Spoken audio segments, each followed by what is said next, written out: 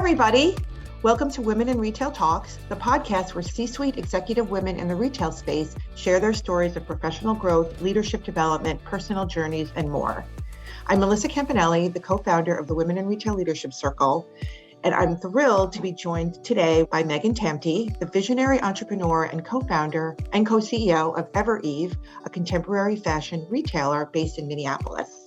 Today, Megan is going to be chatting with us about her career journey, why she started EVEREVE, the company's great work culture, and so much more. So with that, welcome, Megan. Thank you, Melissa. I'm so happy to be here with you today. Yes, thank you so much for joining us. We're so excited to have you. I'm just going to jump right in at the very beginning. Just please tell us a little bit about your career journey and why you decided to start EVEREVE. I understand that you had a dressing room disaster that was sort of the genesis for the company. So tell us all about it. Yeah, believe it or not, this entire brand, the EVEREVE brand started in a dressing room. I was a mom shopping for clothing and I went shopping one day at my favorite department store. And instead of finding what I was looking for that day, I ended up all alone in a dressing room and started crying. I cried for about 10 minutes. And after crying for about 10 minutes, I pulled myself together. I walked out of the dressing room without any clothing that day. I got into my car and drove home. And it was on the drive home from that experience that I started to reimagine what the experience could have been like. And it was literally on the drive home that the EVEREVE brand was born. I started thinking about the fashion. That day I wanted clothing that was contemporary, modern, age appropriate. I needed clothes that were comfortable, and yet I wanted fashion with a little bit of edge. I also wanted an environment. I wanted women to talk to me and help me and talk to me. I wanted a really warm experience. And those two things, the fashion and the experience, is what I started thinking about on that drive. And by the time I got home, the brand was born. It wasn't born. It was developed. Yes, It wasn't born. The germ of it began. The germ, yes. The dream was born. Yes. It took many years to develop it, but that's where it all started, in a dressing room of my favorite. What a simple thought, though. It's sort of like, you just want to have a good experience. You want to have someone that's caring for you. I mean, if you think about it, when you're in a dressing room, I mean, you're at your most vulnerable. You're like literally standing there naked. Exactly. It's like, you are. That is the dressing room is one of the most vulnerable spots. And I see that as we style women across the country. Right. So it's great that you realized that there was a need, and I got home and I talked about it with my husband. And I just, as I started talking to women, I'm an observer. I'm a researcher. I don't know if you know Enneagram. I'm an Enneagram 5. So I like to study behavior and people, and I watch the world. And I was just talking and thinking and watching other women after that. And I just came to this realization. I wonder if there are more women like me who are looking for the fashion I'm looking for in a warm environment, in a very warm, helpful, high touch environment. And it turns out there are. Right. Which leads me to my next sort of question here, which is that I understand that since launching, this is now over 20 years ago, I believe. 18 years ago. 18. Okay. The dream was born. The dream was born. 25 years ago is when that dressing room experience happened.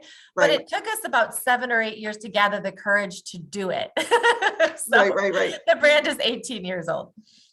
Yeah, that's a great, 18 years you've been going strong, and you've expanded into a retailer with over 1 million customers. Yep. More than 100 stores from coast to coast, a booming e-commerce business. And then you even have I just learned, a subscription box service called Transcend. Yes. So I know this is a lofty question, but so what are your secrets to success?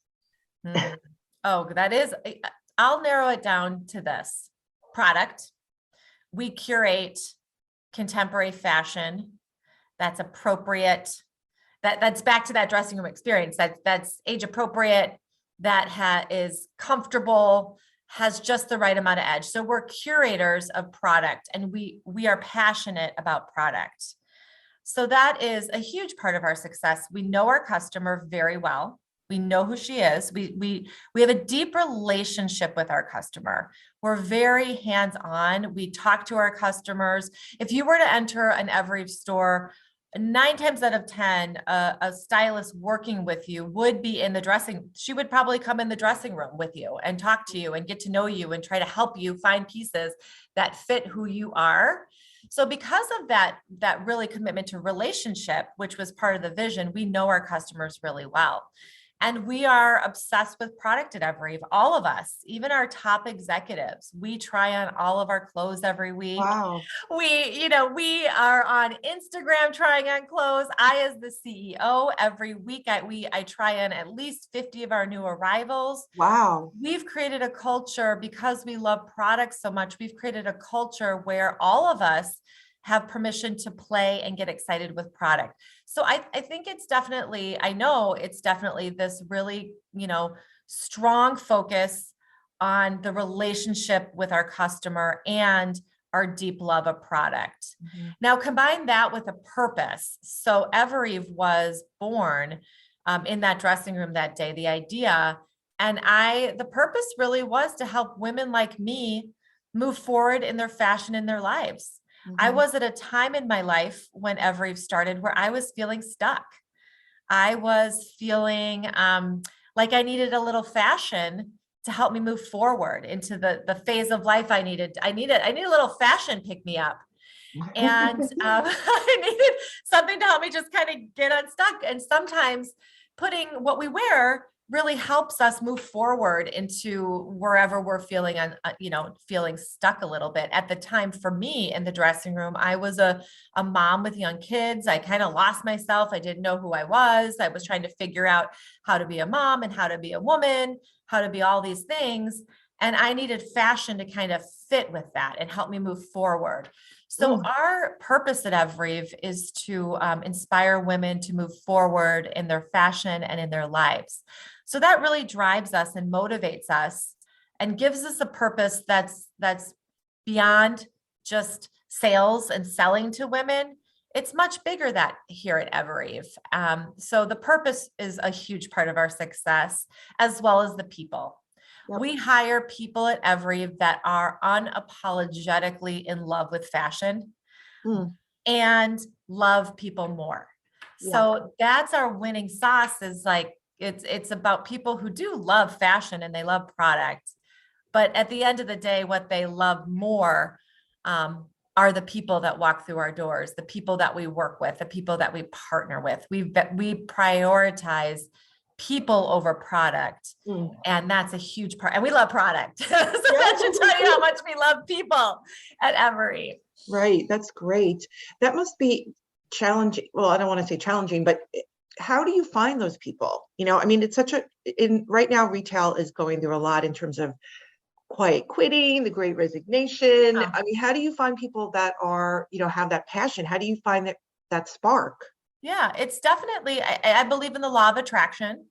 So you, as long as you know who you are and you live into who you are. And for us, we are about product, we are about purpose, we are about people.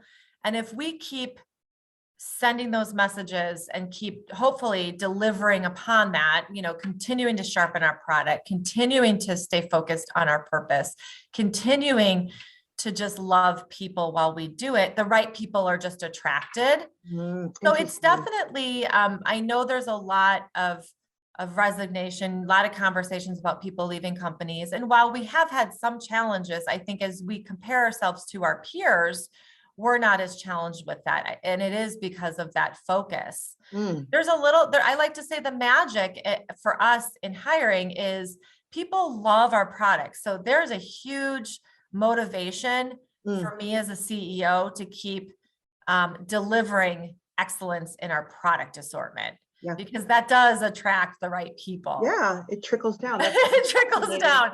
And they combine that with continuing to put people first and a really great purpose. The right people are attracted to the brand if we do it right. And actually, let's talk about that a little bit more. I mentioned this earlier, that EVEREVE, you're known for your great work culture, and that is rooted in your heart values, Yes. which I read about, which stand for humility, empathy, authenticity, relationships, and tenacity. Yes. So tell me a little bit how you came up with the values and how you instill them in the company. Yeah, I think for me, when I think about our company values, I just think about my husband and I as the co-founders. My husband and I started this company together.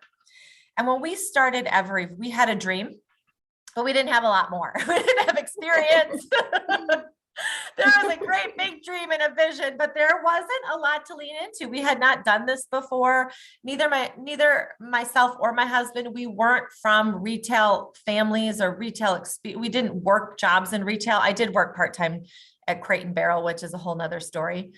Because Gordon Siegel, the founder of Crate and Barrel, is on our board and he's an investor in EVEREVE, but that's a whole nother story. But I leaned into, I think when we opened the very first day of our store, I didn't have a lot of experience to lean into, but I had this dream. So I leaned into the values that I think I just leaned into values as customers came in and I had to learn how to interact with them. So while I didn't have a name for those values at the time, that's just what I did. I think and then I started building a team and I didn't have a lot of experience. So I just leaned into some of the values that came from my family, from my husband. And then as we added and as we added more people, who kind of helped shape the brand, the values of all of us founding leaders kind of shaped the culture of our store. And many years later, as we were building this great culture, we had this great experience.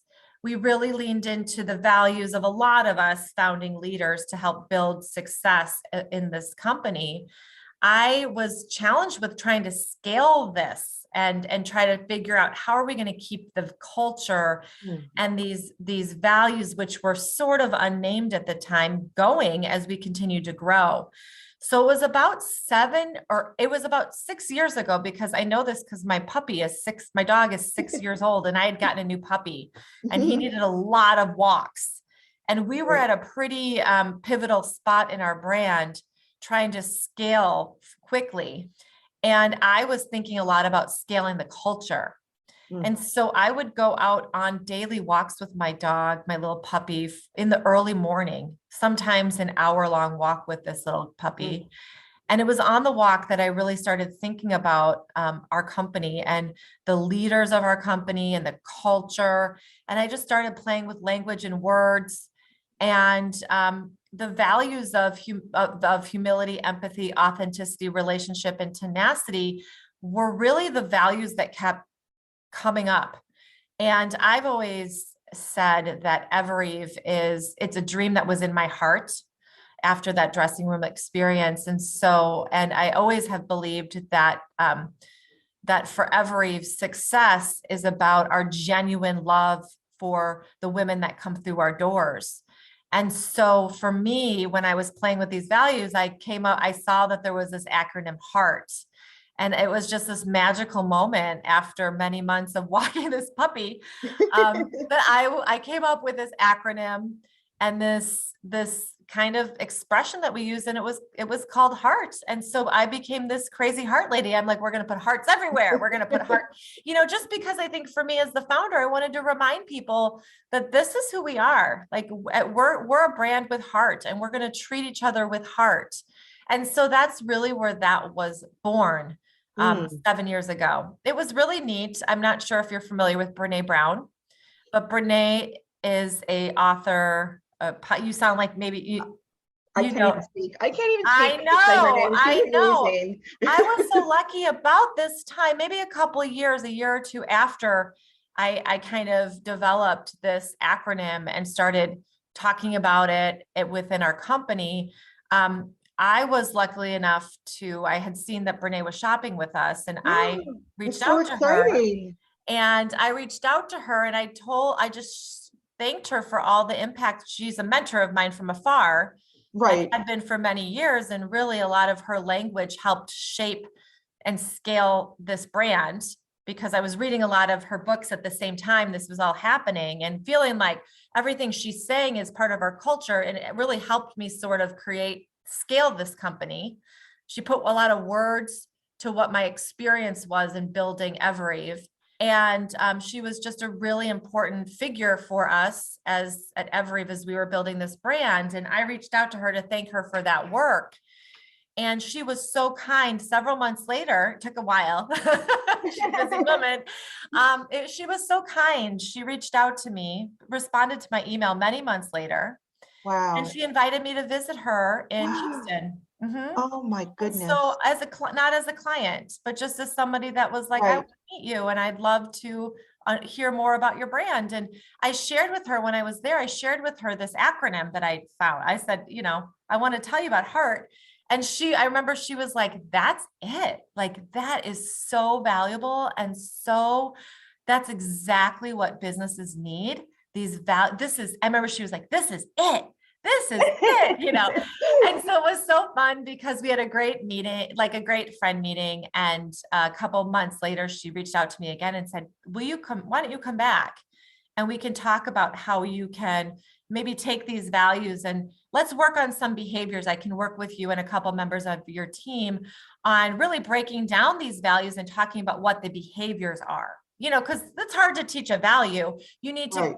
to be able to get specific about what humility looks like. Like, what is humility? What are the behaviors we can teach? So I was lucky enough to bring about 7 friends, again, not as a client, just as Right. she's probably doing research on us, but Yeah. but I was lucky enough to bring a couple people back from my team, and we were able to work with her. And that document has been really important for helping us scale these values and our culture. So I know that's a long question. That's a big No, question. Long answer. no, but it's a great, so glad that you walked us through it because that is, it is a complicated topic. I mean, it's not like you can just slap something on a piece of paper and just hope that somebody will follow through or will be, Right. it's like it has to be You instilled in have, culture. It has to be yeah, instilled. yeah, you have to break down those values and say, what does humility look like? What is Right. humility? Like, what's the behavior look like? And so when we bring people on, we walk through these values and the behaviors, and we talk about the behaviors. Now, even just looking at that document, I have that document on my desk and I look at it and read it, and I was part of writing it. I'm always jolted. Like, I'm always read that and look and go, uh-oh, like I haven't practiced this today. Like, it always holds me accountable. Mm. It's so good that I was teasing someone the other day. I'm like, we don't even, I mean, we should measure these and we talk about them. But a huge part of even, I think, leading them is just, if you're a leader and you're a good human being and you read that document, you see things about yourself that you know you can improve on. So it's really good for like just self leadership, right? You read it, you're like, Yeah. whoa, I think I have a lot of areas to grow. So No, I mean, and there is something so like not to, we just said how complex it is, but it's also, there's something very simplistic about it. You know, it's like the word hard, you can grab it, you know, you can take yes, it with you. It's easy to cut, it's easy to understand. I don't it know if was I'm real. making sense, I'm but glad you said that. And that was my dilemma was, you know, it was so hard. Everybody talked about our culture pre that walk with my dog. Like, everybody was like, oh, this culture is magical. And what is it? And it's so great. And I was like, wow, if I'm going to grow this company and create success for everybody here, I better figure out how to make that culture easy to understand. yeah. Now, I will tell you, after I figured it out, I became a crazy heart lady. Like, I was like, we're putting with heart. I signed all my emails are signed with heart. I put hearts in like if you walk in our stores, we have mosaics of hearts on the floor. If you were in our office, we have hearts hidden all over. I started looking for hearts. I became this heart lady. And part of being a leader is you kind of do have to make a little bit of a bold statement. Yeah. And I wouldn't say at first it was received well. It maybe was received like, why does she talk about hearts? And, you know, they're kind of, hearts aren't that cool and it's Right. fashion. We're supposed to be cool. And why are we putting hearts on things? And so, and I would stand up at the meetings and talk about hearts and, you know, but what was really interesting was all that work that sometimes I felt a little, not nervous, but a little uncomfortable or awkward with. boy, during that pandemic, the timing was just perfect because I had done all that awkward heart lady work before to try to get everybody excited and to accept this acronym and, but during the pandemic is when everybody took that acronym. I mean, everybody was suddenly saying with heart, we're drinking with heart. Let's lead into our values. Heart. We took it to heart. We took it to heart. And what was so fun about the pandemic was, this was like the lowest of low, right? Like as a leader, like, holy cow, that was so hard leading a company through a pandemic. And I was leaning into heart. And I was so glad we had this acronym and everybody was leaning into those values without me, like with their own, like it started taking on this whole life with each other. But the amazing thing happened was, and I could get emotional talking about it, because I went from being the teacher to the student during the pandemic.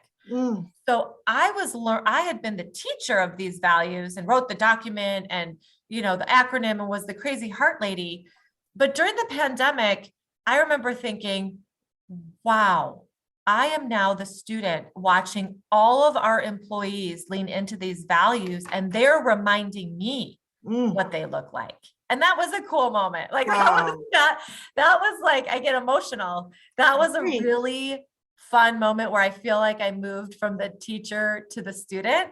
Right, because you saw that what you taught had been instilled, and then they were sort of taking it to the next level. Yes. Right, that is so cool. I love that. Whoa, you guys are like, I've got to work on my empathy. I have to work on my humility. Like it was so cool because and that's like iron sharpens iron, right? Like you want that. It's like the next generation is going to be, it's going to be 100%. Just fine. That's exactly what happened. And it was so cool to watch. Very powerful and really freeing for me as a leader. And it did allow me truthfully to focus on what I needed to focus on during the pandemic, was to just get, again, when the stakes are high and you're like, okay, we got to make this company go because there's a lot of people counting on a paycheck. Product. So I was able to sort of be like, wow, this culture has a life. I'm going to get in there and continue to get just even more focused on sharpening our product with our team. And that was the freedom that gave me, which was really fun. That's awesome. I love it. I could talk about this all day. I know, it's fun, isn't it? So couple more questions about you as a leader. We just kind of talked about that, but do you have like a specific like leadership mantra that you aspire to, or just in general, like how do you motivate and inspire your team every day? My mantra is never done learning and growing. Keep growing, keep learning. It's a lot of growth. Always learning, always things like always learning, always growing, never done learning, never done growing. I think as a leader, that's your number one responsibility is to share what you're learning with others. That's not everybody does that, because sometimes people can feel like it's self-serving to share what you're learning. But I have found that nothing inspires people more, in my opinion, than being around other people that are learning and growing, and they're sharing openly how they're learning and growing. I mean, that's super motivating, right? Like when you go out with a friend and you're both sharing how you're growing and learning, right? Instead of talking about like gossiping, like that's more fun, right? Like that's more motivating, right? Like to talk about that. So I've just found being a student and just that constant passion for learning does a lot with leadership, and quite honestly, with kids too. Like, you know what I mean? Like a mom that's always learning. It's kind of fun. She's not perfect. She doesn't have all the answers. Though that's really inspiring. It's not typical what you would think, but it's, in my opinion, that's very inspiring. Definitely.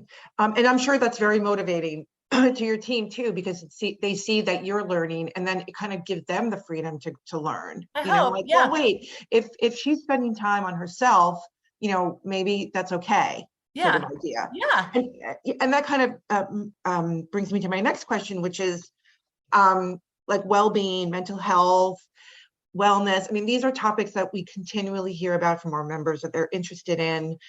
They want to know how to be holistic leaders, I know. I love that.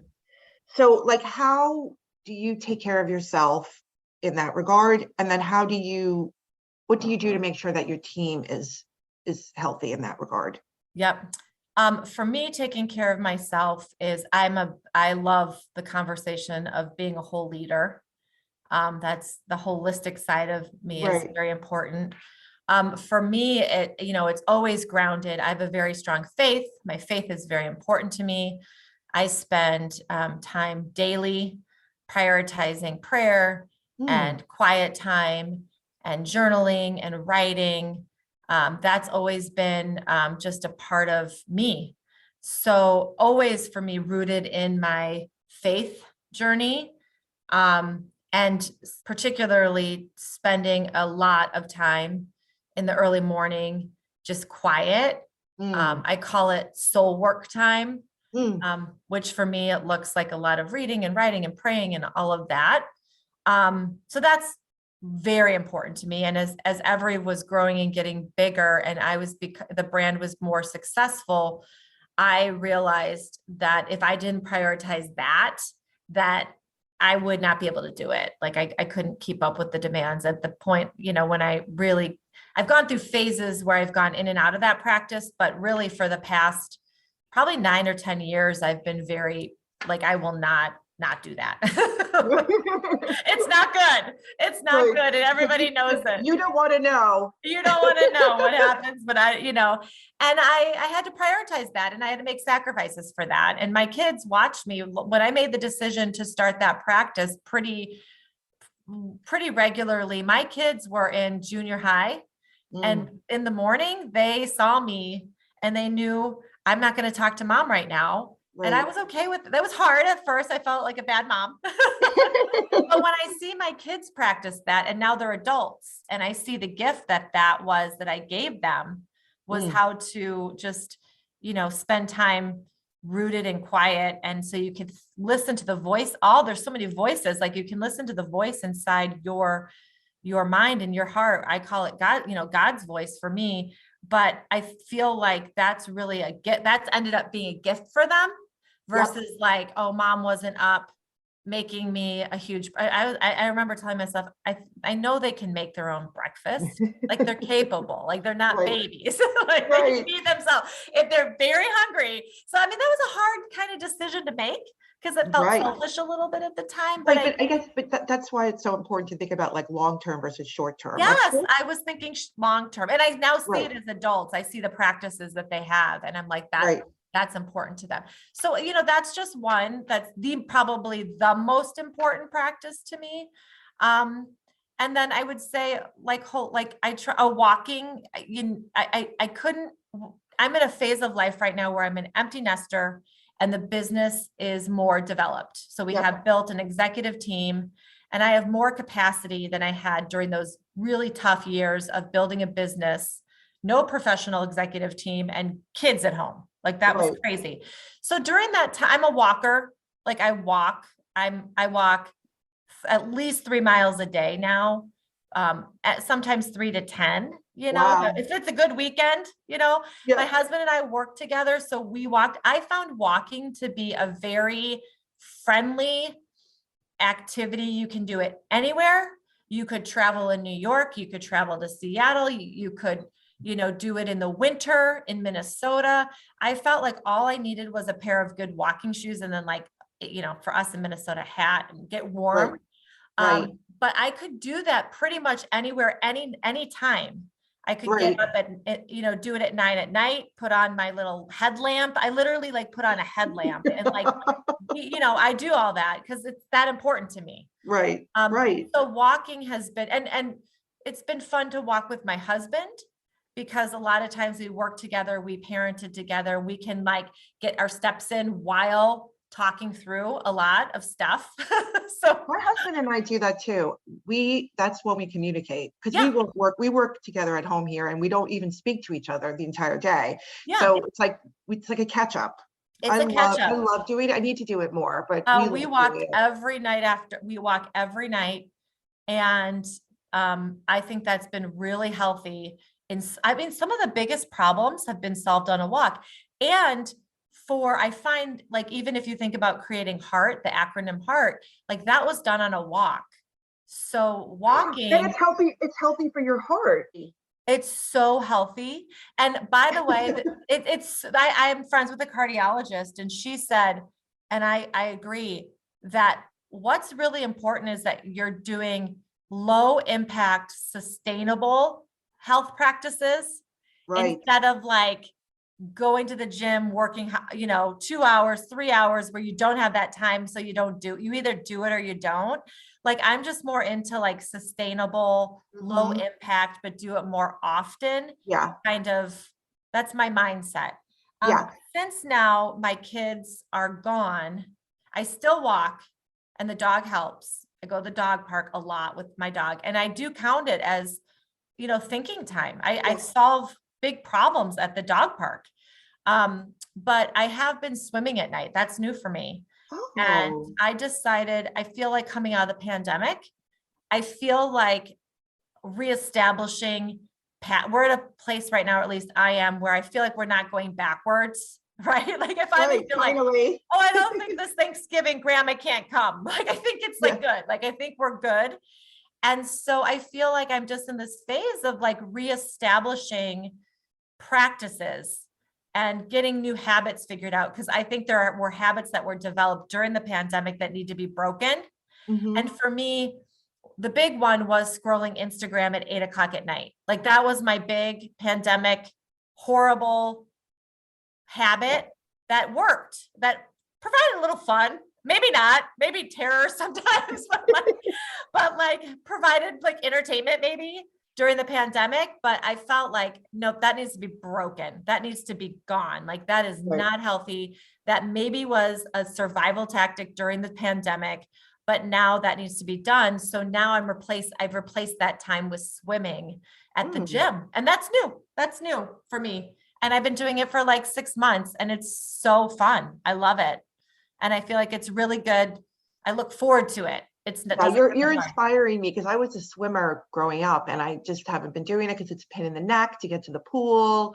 But there is something so you just feel so good afterwards, like your lungs feel good or something. I don't know what it is. And it's peaceful. Yeah. And it's quiet. You cannot be quiet. It's quiet. I go at 8 o'clock at night. I literally like put my bathing suit on at home. I'm not kidding. I put my pajamas on. I go over to the gym. No one's there. It's awesome. No one's there at 8 o'clock at night, where I would just be scrolling my Instagram. Right. And then I go and I was not a swimmer. So this felt vulnerable. Like I actually put a bathing cap on, like I have never done that in my entire life. I was like so horrified. I'm like, if someone sees me here, this is going to be awful, but I don't care. No one's there. No one is there at 8 o'clock at night. It's the best. And so it almost feels like an extended bath, but it is enough where like I feel like I'm getting a good workout and moving the body. So that's been something new. That's a wellness practice that I'm real excited about. That's great. So we're gonna have to wrap it up really soon, even though I wish that we could talk even longer. But this is our first podcast of the new year, 2023. So what are you most looking forward to this year, personally and professionally? Professionally, I'm really excited about where EVEREVE is. We've had a fantastic year, the best year in our company's history. We have a A+ executive team. We've done a really great job coming out of the pandemic, delivering fashion that we know our customer wants. I'm excited to work on brand this year, work on just creatively showing our brand, our culture, creatively through the digital experience. So that's a huge piece. Continuing to delight and surprise our customers. I'm really excited about that this year professionally. Personally, what I'm excited about, I'm just at a really fun place as a new empty nester. Mhm. I'm turning 50 in July. You kind of reevaluate. You reevaluate who you are, and you kind of say like, what do I want my next half of my life to look like? Who do I want to be? So a lot of thinking and goal setting. And I hope by July 3rd, when I turn 50, I have a really clear vision of where I'm going for the next chapter of my life, not professionally, but personally. Right, I right. think there's a story in there of just my generosity, my giving back, and what that's going to look like, getting clearer on that, Mm, whether, mentorship, finances, what it looks like to right. give back to the community, Mm, continue to, we give back, but what does that look like? And a lot of thinking around that. So those are some yeah. of the things that I'm thinking about. Well, that's great. Yeah. Well, Megan, this has been a joy. I've loved talking to you. Thank you so much for spending time with me today. I know our listeners are going to be thrilled to hear your story. So I really appreciate you taking the time. Everyone is so busy, so it really means a lot. And hopefully we can connect in the future. Thank you, Melissa. I hope I get to meet you someday.